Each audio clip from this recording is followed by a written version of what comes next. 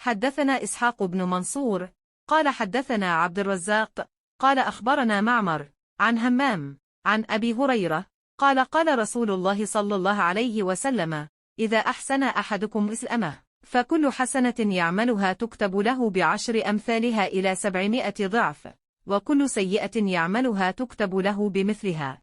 हज़रत अबू हुरैरा रज़ी अल्लाह अन्हु से रवायत है कि रसूल अल्लाह सल्लल्लाहु अलैहि वसल्लम ने फरमाया कि तुम्हें से कोई शख्स जब अपने इस्लाम को उम्दा बना ले, यानी निफाक और रिया से पाक कर ले, तो हर नेक काम जो वो करता है इसके एवज़ 10 से लेकर 700 गन्ना तक नेकियां लिखी जाती हैं, और हर बुरा काम जो करता है तो वो इतना ही लिखा जाता है जितना कि उसने किया है।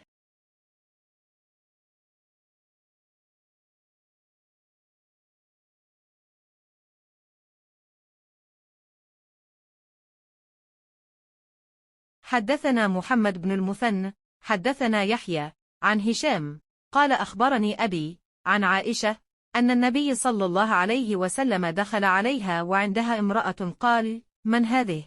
قالت: فلانة. تذكر من صلأتها. قال: ما عليكم بما تطيقون، فوالله الأيمل لله حتى تملوا، وكان أحب للدين إليه ما دام عليه صاحبه। हज़रत आयशा रज़ी अल्लाह अन्हा से रवायत है कि रसूल अल्लाह सल्लल्लाहु अलैहि वसल्लम एक दिन उनके पास आए।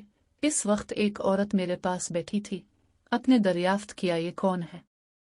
मैंने अर्ज़ किया, फुला औरत, और उसकी नमाज के इश्तियाक और पाबंदी का जिक्र किया। अब सल्लल्लाहु अलैहि वसल्लम ने फरमाया, ठहर जाओ, सुन लो कि तुम पर इतना ही अमल वाजिब है जितने अमल की तुम्हारे अंदर ताकत है।